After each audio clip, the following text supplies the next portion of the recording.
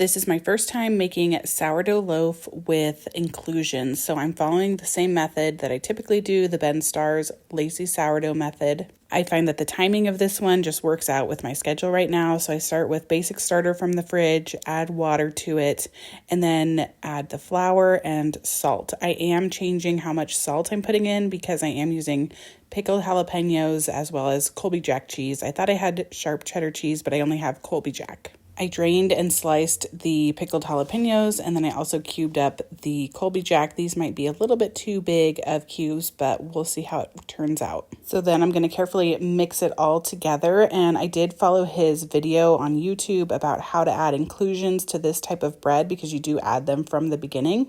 If there's something a little bit heartier like this cheese and the pickled jalapeno, if it's something that could get smushed really easily or is more delicate, then you add them later. So once everything was included into more of a shaggy dough, then I oiled the bowl, put the dough back in, covered it, and then it can rest for 18 to 24 hours. This one I felt like was done closer to the 18 hours. It was a warmer day here, but then I took a nap. So it did proof a little bit closer to 24, probably more like 22 hours.